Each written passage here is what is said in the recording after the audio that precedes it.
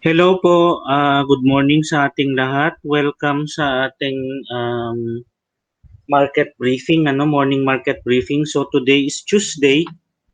It's the third, 13th day of July. So to start, let me share my screen with you.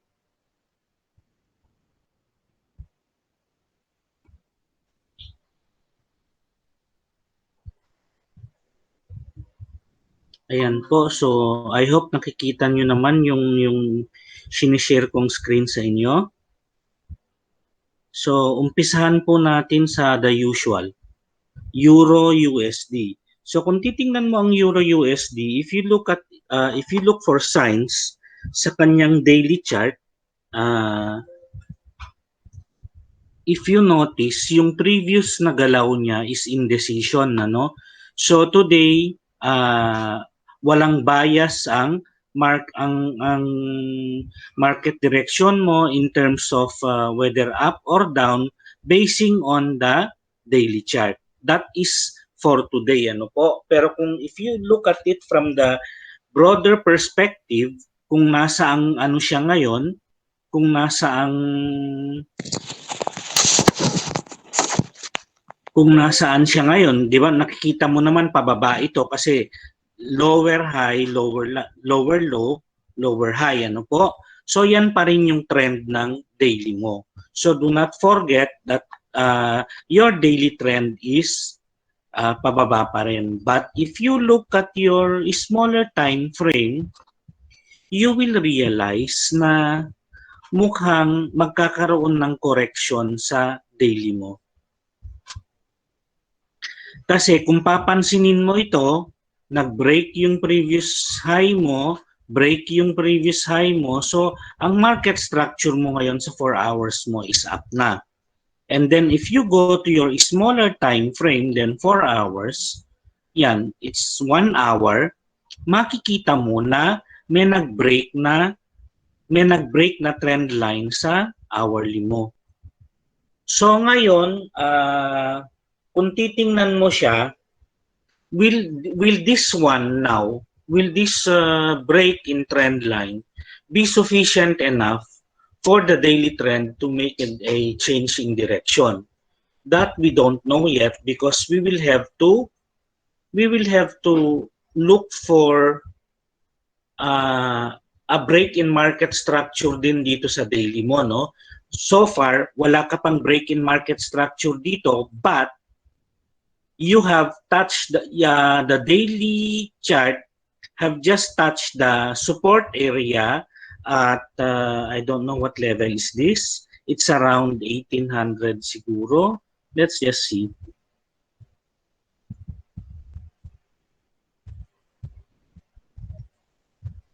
Yan, yung low po nito ay 1781, no? So, it's more or less around 1800.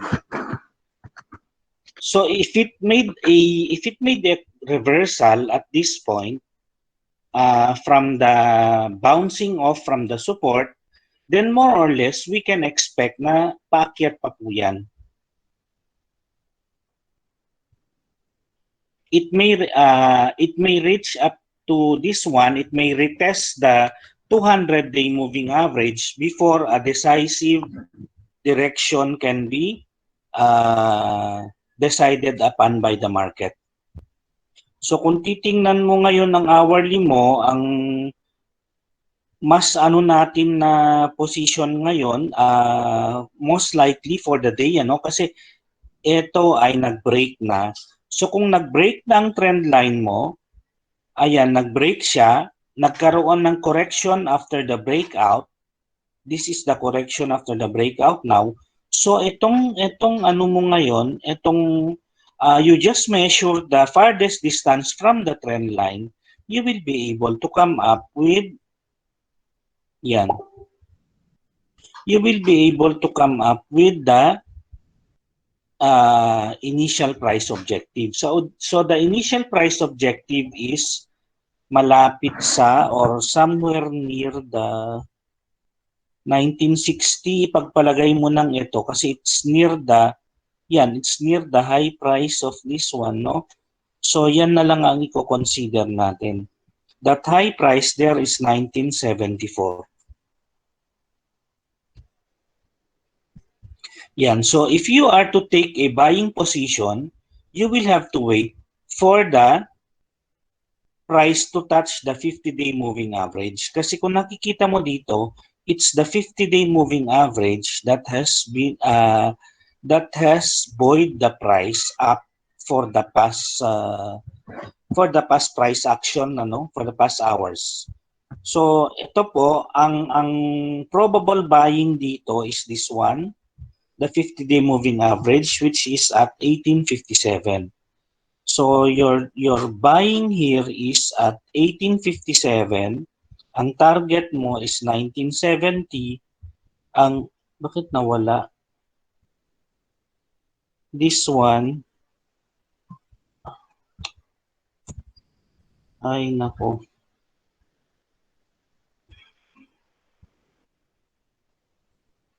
Ang cut loss mo ay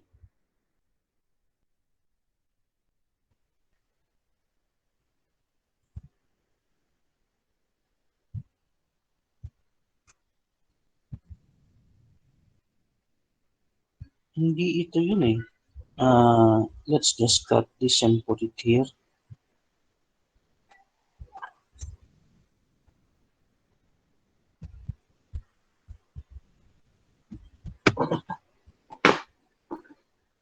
Excuse lang po ha.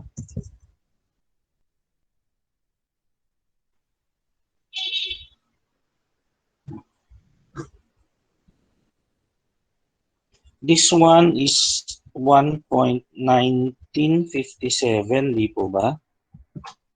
Yan. 1.1957 or 18? Yes, 1857, sorry.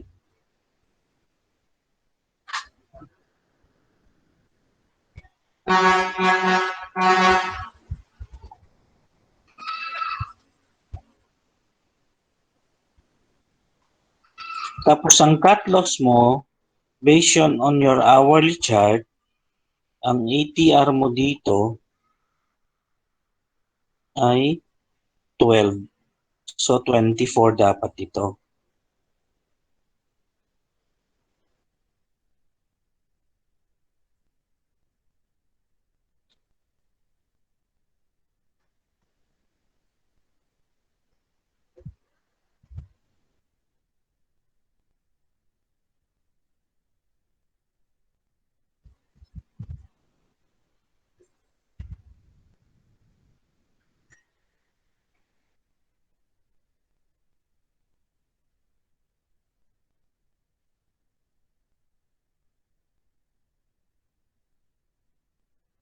Yan, so ang cut loss mo is 1833. Kung wala na pong katanungan sa euro, tayo ay lilipat naman sa British pound. Ano po? Ang British pound naman, if you look sa daily niya, ang daily niya ay hourly pala.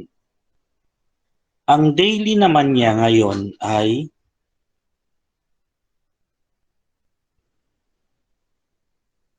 yan, so it's within a consolidation, but in this consolidation, it has just touched the support area. Saan po ba ang support area po nito? It is either here. If you look at this, if you take notice of this, ito po yung possible support area niya kasi yan yung previous high dito. Ito, yan. So kung kukuhanin mo itong buong ito ngayon ang magiging support zone mo.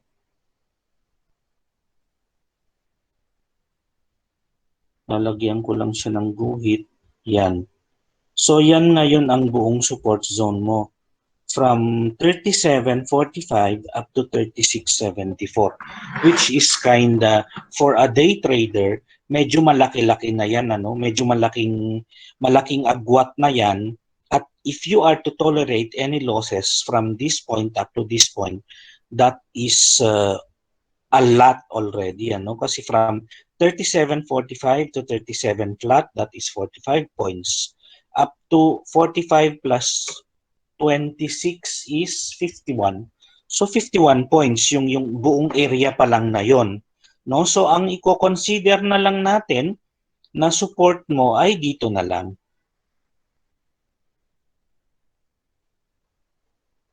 What we will do is we wait. Ayan, so kung ine-expect natin na mag-consolidate ang presyo within these levels, itong area na to, yan, within these levels po, most likely, ang buying natin should be around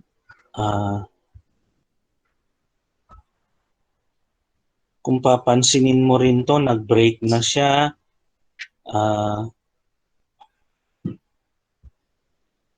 So parang same lang ng euro ang nangyari pala, no? Ngayon ko lang na-realize. Yan, so nag-form siya ng wedge dito. Nag-form siya ng wedge dito, pero nung nag-break siya, you just get, whether you look at it as a wedge or you look at it as a simple trend line, ang ano lang dyan, you just get the farthest distance. So if you are able to get the farthest distance and extrapolate it from the point of breakout, yan po yung initial price objective niya. Pero meron ka nandito, meron kang resistance dyan, so huwag mo munang iisipin itong price ano mo, pero ito muna ang i-consider mo, the 39.98. So ang tingin natin dito, paakyat pa rin siya kasi nag-break na po siya dyan.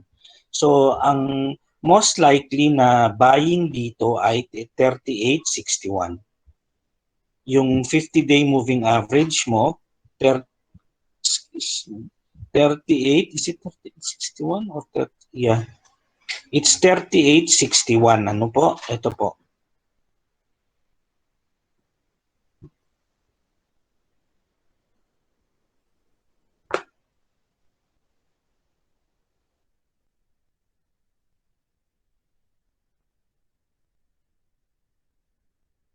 $38.61 ang target mo is wag muna yung initial price objective, pero malapit na nga siya, pero mas titingnan mo muna itong resistance dito sa 39.98.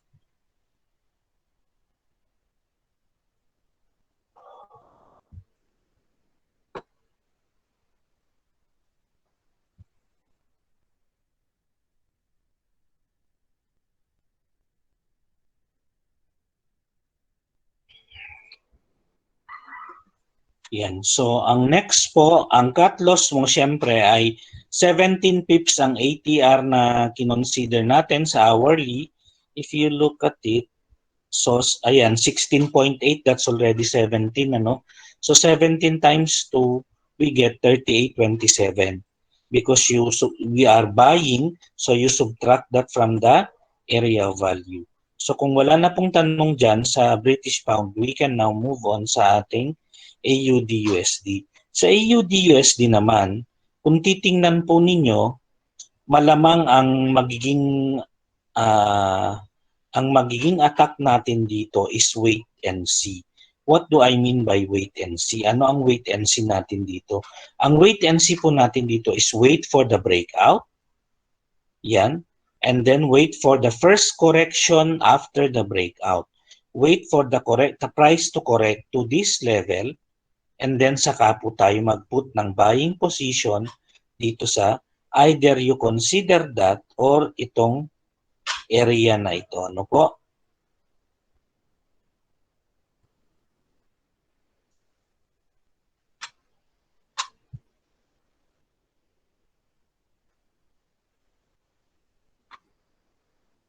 Yan. So, pagdikitin mo lang ito at ito, extend it, yan.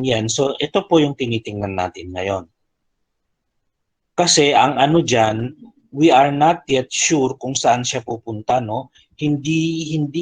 Walang indication kung up siya o down siya. But basing on what it has done so far, mukhang up po siya. Kasi meron ka ng ano dito, meron ka ng nag-break, meron ka ng half signal dito na nag-break ang market structure mo. So, ang bias nito is up po. Hindi na ako tumingin sa daily kasi yan, kung titingnan mo ang daily naman, pababa naman siya. Yung ano niya higher ay lower lows, lower highs. Pero if you are to look at the bars ng mga ano, 'di ba? Ito ay harami ano. So ito ay inside. Ito ay harami in Japanese candlesticks. So kung harami siya, ano ng paakyat yan because it's a reversal coming from a support area. Yun pong area na ito is support because of this one. It's a previous high, although hindi masyadong significant, ano, but still the market found support at this price area.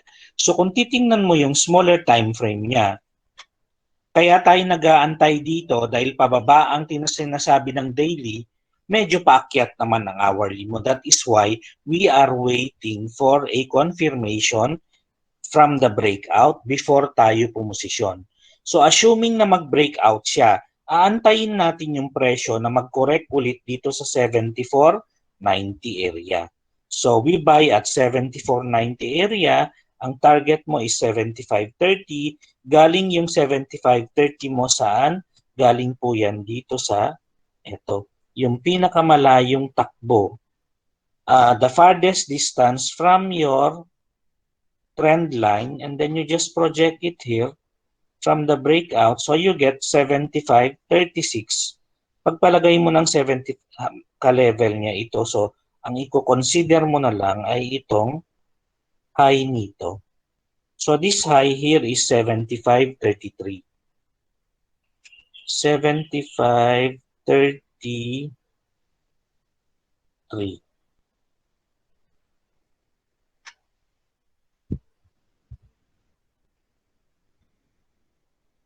Tapos after 75.33, ang next target niya is 75.98. Ano?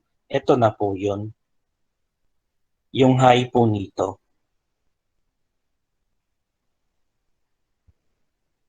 Yan, kung nakikita nyo yung sa information box na yan, makikita mo the high here is 75.98. So if it breaks this price level, then it will go up to here, the 75.98 area. So kung wala na pong tanong dyan, we can now move on sa ating USD JPY.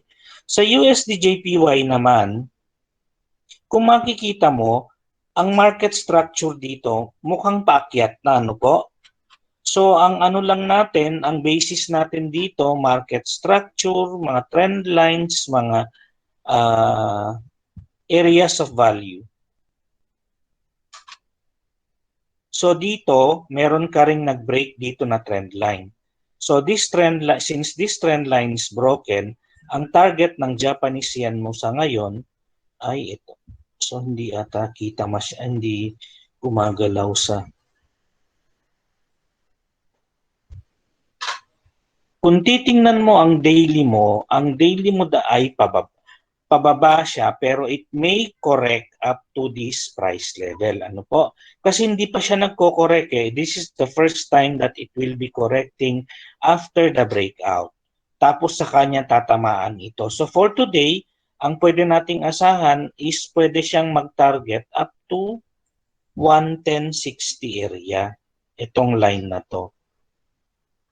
Keeping that in mind, 110.63 area, if you go to your smaller time frame, makikita mo na the 110.63 ay nandito nga, no? So it is within the range of today's movement. So if you, ang gagawin mo lang dito is wait for a correction to possible support areas. The support area will come from either the previous highs or the moving averages. So ayan, so titingnan mo lang kung what made the more sense within the last few hours.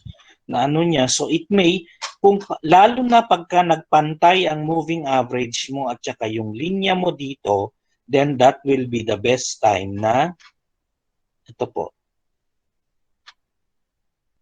That will be the best time na patulan yung presyo niya. So we'll put that at around 110.25. So 110.25,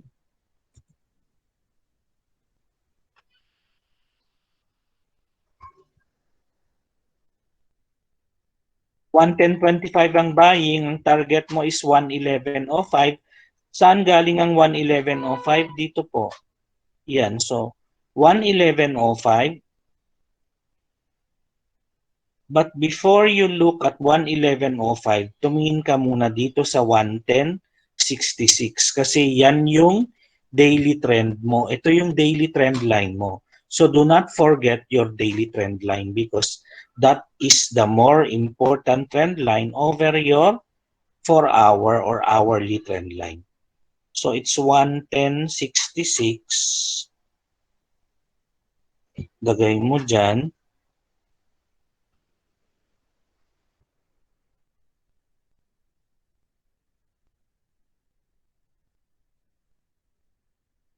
Yan po. Ang cut loss mo ngayon ay 20 pips kasi 10 pips ang hourly ATR mo. Yan, 9.7. So 9.7, you can round it off to 10. So 10 times 2 is 20. Sa gold naman,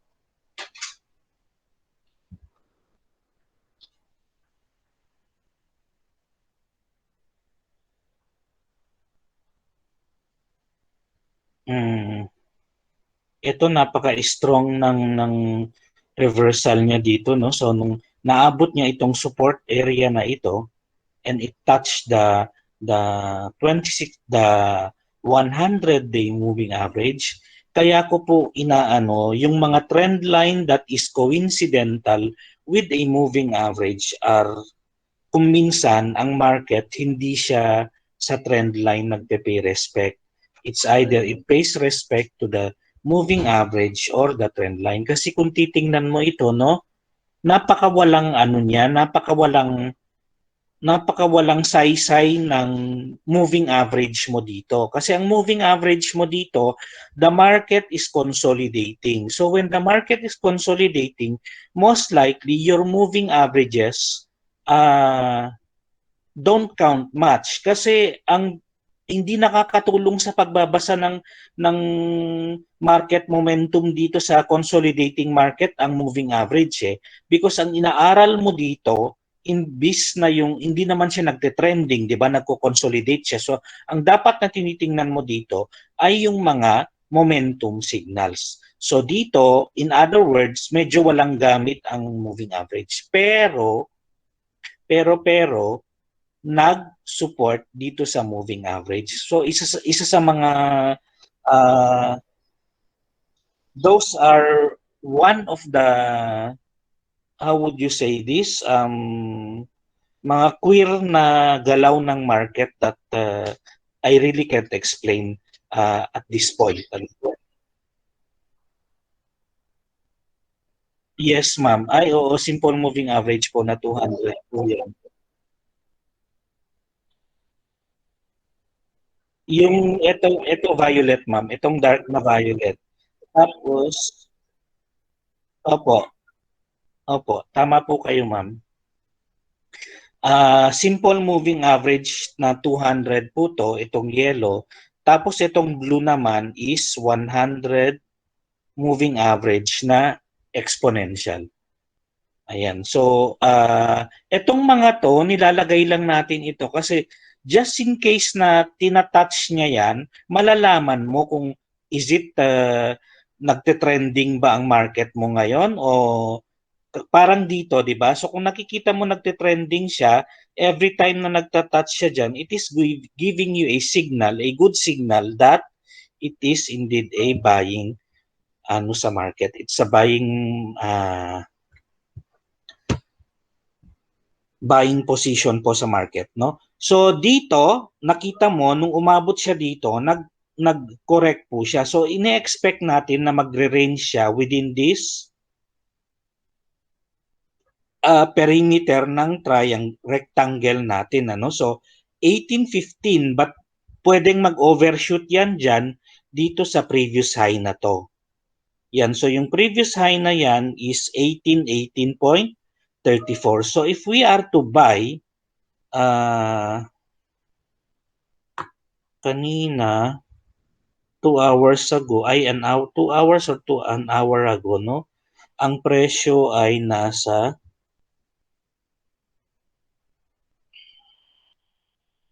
kung wala kang makita ngayon kasi nandyan na siya, nasa kalagitnaan na siya, you have to look for an area of support or possible area of support dito. Yet, ang makikita mo, hindi possible area of support. It's a possible area of resistance. Ito po.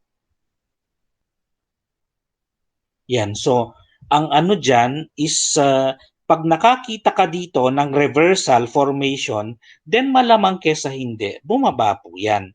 Mag-retest again siya dito sa lower limit or lower boundary ng rectangle mo. So, titingnan mo din ito kung magkakaroon ka ng reversal, ano, you just have to wait for the next price, next bar para ma-confirm mo kung merong reversal o wala. Kasi as of now, pagka naglaro sa ganyan yan, that should be construed as a reversal signal because a spinning top happening at the top of the market is also a reversal signal in Japanese candlesticks. And eksaktong tumama siya sa possible resistance mo. So it may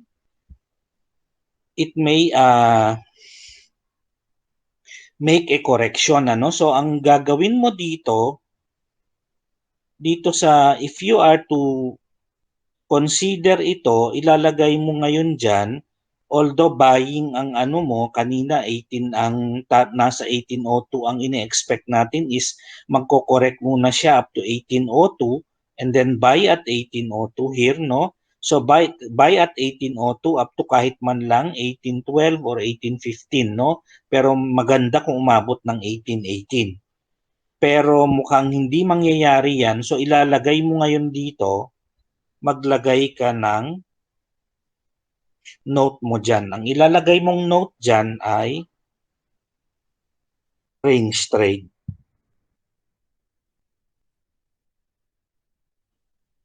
So kung range trade yan, be mindful of the resistances. Kasi pagka nasa resistance siya, you have to take the opposite of this. No? You sell at the range, magsisell ka pagka umabot sa resistance area. Kung pagka nagkaroon ng reversal dito,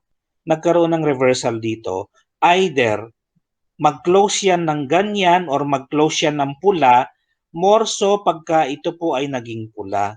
Ito pumunta dito, so nagiging inverted hammer siya. Or kung maging spinning top man siya dyan, most likely itong next bar niya ay bababa. So I cannot recommend a buying at this point because nasa resistance ka, no? It will be very very funny to say that it is buying here. Kasi from a technical point of view, magbabay ka sa resistance, katawa-tawa ka po talaga. So ang gagawin mo dyan, mag-aabang ka. When you see a reversal happening at the 1812, 1815 area, then you sell, no? Ang tinitingnan mo lang na range is this range. Yan, hindi masyadong malaki ang tinitingnan mong range dyan. Yan, so ito lang po yung kinoconsider natin na range ng gold for today. So kung wala na pong katanungan, tayo ay pupunta sa ating economic calendar. So today is Tuesday. Ito lumabas na sa Australia, ano, business confidence. Itong business confidence na to is if this is not a survey, malamang survey ito eh. Let's check. Ayan, is a survey of the current business condition in Australia. It indicates the performance of overall Australian economy in the short-term view. Ano po? So may ganito rin ang Japan. Yan yung Tankan survey nila. So sa US, they also have like that, no? So lahat naman sila meron. So a negative reading will tell you that it is bearish for the currency. So a positive reading will, ang expected po is 23. Ang lumabas is 11. So mababa ano? Ang expected is 33, ang lumabas is 24. So it's kinda far from the expected. And then next mamayang 2:00 is harmonized index of consumer prices for Germany. So ito naman ay inflation data po ito. So if their inflation is now causing problem sa kanila, they might be also forced like the US to rethink or to reconsider yung kanilang pagfa-flood ng pera sa mga stimulus packages po nila. Either that they taper it off muna or they will try to tinker with their long-term interest yields.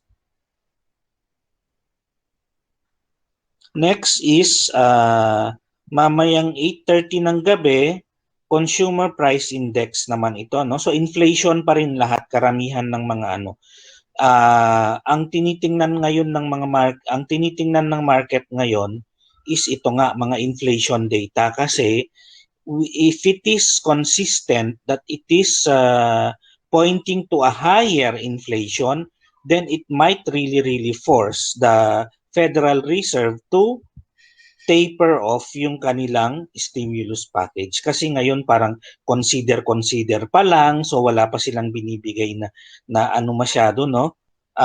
Hindi pa sila nagbibigay ng categorical na decision nila kung magte-taper na sila by the end of the year or hindi pa.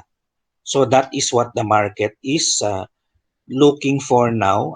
They might be taking this as a catalyst for their psychology towards the currency pairs.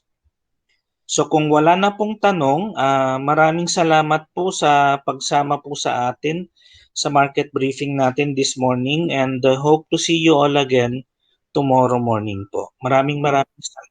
Thank you po. Maraming salamat po sa inyo.